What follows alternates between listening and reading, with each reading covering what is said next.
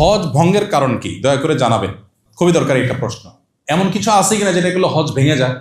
উত্তর হলো দুইটা জিনিস আছে, যে দুইটা জিনিসের কারণে হজ টোটালি ভেঙে যাবে। নাম্বার এক, স্ত্রী সহবাস এহরামরত অবস্থায় যদি করে তাহলে হজ ভেঙে যাবে। এটা দুইটা অপশন আছে। একটা হলো যে আরাফায় অবস্থানের আগে এহরাম করার পর হজের যে এহরাম, হজ এবং ওমরার মধ্যবর্তী যে সময়টা আছে তামাত্তু হজকারের জন্য ওই সময় সবকিছু হালাল, সো ওইটা ভিন্ন বিষয়। কিন্তু হজের এহরামের পর থেকে আরাফাতের ময়দান অবস্থান এর মধ্যবর্তী সময় যদি হয় তাহলে সেক্ষেত্রে তার জন্য ওট দম হিসাবে দিতে হবে এবং এই হজ তাকে আবার করতে হবে। আবার যদি এর পরে হয়, আরাফাত অবস্থানের পরে হয়, ফরজ তওয়াফের আগে হয়, তাহলে সেক্ষেত্রে দম দিতে হবে এবং এই হজ আবার করতে হবে।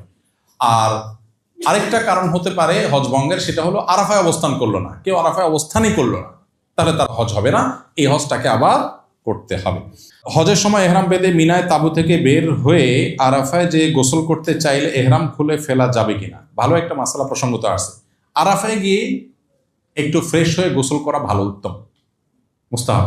বিশেষ করে আপনার অনেক ভিড় থাকে, গরম থাকে, ফ্রেশনেসের জন্য দরকার হয়, কিন্তু সেখানে গোসলের ভালো কোনো ব্যবস্থাপনা নাই। শুধু টেপ আছে, কিছু বালতি বা টুকটাক কিছু পাবেন বোতল, এগুলো দিয়ে বসে সবার সামনে গোসল করতে হবে। আলাদা ওয়াশরুমের মধ্যে কোনো কোনো জায়গা ক্ষেত্রে গোসল ব্যবস্থা থাকতে পারে, না থাকলে ওই পাইপ দিয়ে করতে হবে। দুইটা ব্যবস্থাপনা আছে। এখানে খুবই গুরুত্বপূর্ণ একটা বিষয় হলো মা বোনদের জন্য, সেটা হলো মেজরিটি হাজিদেরকে দেখা যায় মহিলারা পর্দার কোনো বালাই নেই। অনেক পুরুষরা আছে, আপনারা প্রস্তুতিমূলক সেশনে দেখছেন, হোটেলে দেখা যাচ্ছে আপনার ওয়াইফ একটা রুমে অন্য মহিলাদের সাথে আছে, আপনি সেখানে অনহন করে ঢুকে যাচ্ছে, সেখানে অন্যজনের ওয়াইফ আছে। মিনাতে আরাফাতে তাঁবুতে মহিলাদের তাঁবু, আপনার ওয়াইফ আছে, আপনি তাকে দূর থেকে ডাক দেন, ফোন কল দেন না, আপনি ডাইরেক্ট ঢুকে যাচ্ছেন। আমাদের একবার হজের সময় একজন চাচা ছিলেন, চাচার নাম ভুলে গেছি, খুব সবাই চাচার নাম মুখস্থ করে ফেলছে। চাচা একটু পরপর চাচিরে ডাকে, একটু পরপর চাচিরে ডাকে, ডাকেন চাচা, দূরের থেকে ডাকেন না, চাচা ভিতরে ঢুকে যায়, কোনোভাবে চাচা ঠেকানো যায় না। মানে এটার জন্য বহুত আইন মোকদ্দমা করে ওকে শেষ পর্যন্ত ঠেকানো যায় না বেচারাকে, কোনোভাবে সে নিয়ন্ত্রণই করতে পারে না। ওখানে তো মিনা মুজদালিফাতে স্বামী স্ত্রী একসাথে কোটিপতি হলেও থাকার কোনো সিস্টেম নেই, আলাদাই থাকতে হয়। তো এখানে মা বোনরা অনেকে পর্দা বোঝেন না, অনেক পুরুষরা পর্দা বোঝেন না। পর্দা না বুঝলে আপনি হজ করার মানে কি দাঁড়াবে? এই জন্য পর্দাটা আমাদের বোঝা উচিত। 20 এপ্রিল আমার ফ্লাইট, আমার স্ত্রীও আমার সাথে যাচ্ছেন। যাওয়ার সময় যদি তার মাসিক হয়ে যায় তাহলে সে তো আমাদের সাথে ওমরা করতে পারবে না, তার বিধান কি? যদি মাসিক হওয়ার কারণে যাওয়ার সময় মাসিক হয়ে যায় তাহলে সেক্ষেত্রে তিনি এহরাম পড়বেন, তালবিয়া পড়বেন, সব কিছু করবেন, শুধুমাত্র একটা কাজ করবেন না, সেটা হলো তওয়াফটা আপনি বাদ রাখবেন। অর্থাৎ হোটেলে যে ঋতুবতী অবস্থায় তিনি হোটেলে বসে খাওয়া দাওয়া করবেন, ঘুমাবেন, রেস্ট করবেন, এহরামরত অবস্থায় আছেন উনি, অতএব এহরামরত অবস্থায় নিষিদ্ধ কোনো কাজ তিনি করবেন না, চুল কাটবেন না, ইত্যাদি ইত্যাদি, সুগন্ধি ব্যবহার করবেন না। হাজবেন্ড বা অন্য যারা আছেন সাথে তারা ওমরা যথারীতি সম্পন্ন করবেন। উনি যেদিন সুস্থ হন সেদিন তিনি ওমরা করবেন, বাস। এর জন্য কোনো দম নাই, কিচ্ছু নাই, শুধুমাত্র একটাই জিনিস, ওমরার অবস্থায় যে রেস্ট্রিকশনগুলো আছে সেগুলো তাকে মেনটেন করে যেতে হবে। অর্থ এবং বিভিন্ন কার্ড ইত্যাদি কোথায় রেখে যাওয়া নিরাপদ? খুবই গুরুত্বপূর্ণ প্রশ্ন। সাধারণত হোটেলগুলো সেফ থাকে, তারপরে হোটেলগুলোতে মাস্টার কি থাকে, ওখানে হোটেলে যারা পরিচ্ছন্নতা কর্মী তারা যে কোনো সময় ঢুকতে পারে। এই জন্য খুব ভালো হয় যদি টাকা পয়সা আপনি ওখানে কোনো লকার থাকে, লকার রেখে যান। সব হোটেলে লকার থাকে না, ম্যাক্সিমাম হোটেলগুলোতে লকার থাকে না। সো সেক্ষেত্রে যেটা হয় যে কার্ড বা টাকা পয়সা এগুলো আপনার সাথেই রাখতে হবে। হোটেল রাখতে পারেন, কিন্তু হোটেলে 100% গ্যারান্টি দেওয়া কঠিন। তবে এটা ঠিক যে সিসি ক্যামেরা যেহেতু আছে, কেউ ঢুকলে বের হলে এটা বের করা সম্ভব। আমাদের দেশের মতো না যে সেখানে কেউ চুরি করে পার পেয়ে যাবে। তবে পাসপোর্ট সাথে রাখার কোনো যুক্তি অন্তত তওয়াফের সময় নাই, কারণ হারাবার ভয় থাকে। পাসপোর্ট হারানোর হ্যাসেল এটা তো আর বলে শেষ করা যাবে না, কারণ আপনাকে আউটপাস নিতে হলে এম্বাসি থেকে অনেক হ্যাসেল নিতে হবে। এই জন্য সব হারাই গেল, পাসপোর্টটা যেন না হারায়, এই জন্য পাসপোর্টটা রুমে রেখে যাবেন। রুমে রেখে গেলে পাসপোর্ট হারাবার ভয় নেই। টাকা পয়সাটা রুমে যদি আপনি আপনার লাগেজের মধ্যে রেখে লক করে যেতে পারেন সেটা সবচেয়ে সেফ, লকার না থাকলে। আর না হলে সাথে বেল্টের মধ্যে নিরাপদে নিয়ে যেতে পারলে সেটা আপনার ব্যাপার। এরপরে প্রশ্ন হলো বিমানে ওযু এবং নামাজের নিয়ম কি? খুবই গুরুত্বপূর্ণ একটি প্রশ্ন। বিমানে আমাদের ওযু এবং নামাজ পড়তে হবে নাকি মাফ? পড়তে হবে, কিন্তু বিমানে আমি নামাজ পড়া মানুষ খুব বেশি দেখি না। যে ফ্লাইটগুলো, আমি অবাক হয়েছি যে হজের ফ্লাইটগুলোতে দেখি মেজরিটি মানুষ নামাজ পড়ে না, তারা হজ করতে যাচ্ছে। আমরা অনেকে মনে করি যে বিমান বোধ হয় আকাশে, তো এখানে শরিয়ার বিধিবিধান মনে হয় মাটিতে শুধু।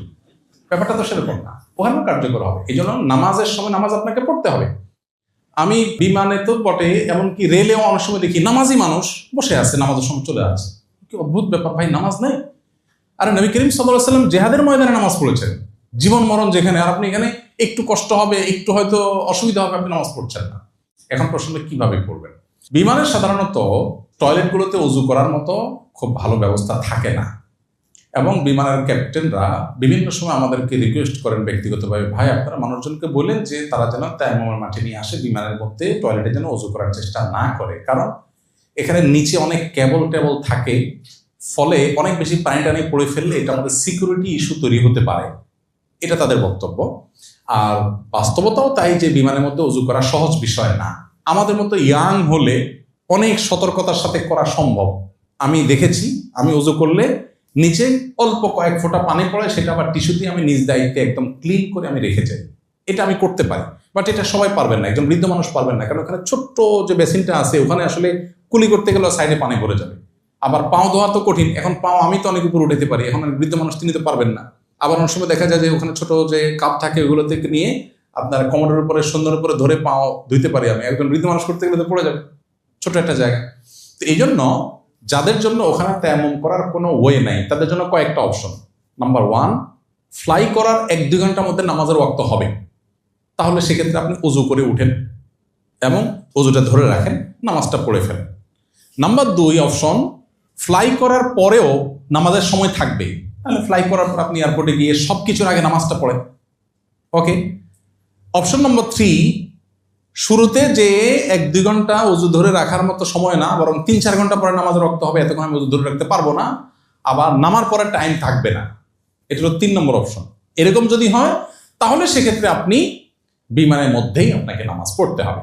মক্কা মদিনা, মিনা, আরাফাত, মুজদালিফায় নামাজ কসর হবে কিনা? যদি আপনি শর্ট প্যাকেজের হাজি হন, মক্কায় 7-8 দিন 9 দিন থাকেন, তাহলে তো আপনার কসর হবেই, আপনি মুসাফির সেই হিসাবে। আর এর বাইরে কসর হবে কিনা এটা নিয়ে ওলামাদের 2টা মত আছে। একদল ওলামাদের মত হলো যে হজের অংশ হিসাবে মিনা, মুজদালিফা, আরাফার সকল নামাজ কসর হবে হজের অংশ হিসাবে, কারণ নবী সাল্লাল্লাহু আলাইহি ওয়াসাল্লাম এখানে কসর করেছে। আর অন্য ওলামাদের কথা হলো যে নবী সাল্লাল্লাহু আলাইহি ওয়াসাল্লাম মুসাফির ছিলেন সেই হিসাবে কসর করেছেন, অতএব এটা পার্ট অফ হজ না, বিধায় যারা ফুল প্যাকেজের হাজি, মক্কায় 15 দিন থাকার নিয়ত আছে, তারা এখানে কসর করবেন, তারা পুরো নামাজ পড়বে। তো এটা নিয়ে ওই যে তাবুগুলোতে ইখতিলাফ হয়, মত পার্থক্য হয়, সেজন্য আমরা বলি যারা কসর পড়বেন, কেউ একজন নামাজ পড়ালেন 2 রাকাত নামাজের পরে, যিনি পুরো নামাজ পড়তে চান সালাম ফেরানোর পরে তিনি 2 রাকাত ক্লাস করে ফেলেন, না শেষ হয়ে গেল। আলাদা করে এটার জন্য গন্ডগোল ফাসাদ বা আলাদা গ্রুপিং করার দরকার নেই। দুর্ভাগ্যজনক হলো আমাদের বাংলাদেশিদের তাবুগুলোতে শুধুমাত্র এগুলো নিয়ে গ্রুপিং হয়, আমরা গ্রুপিং অ্যাভয়েড করব।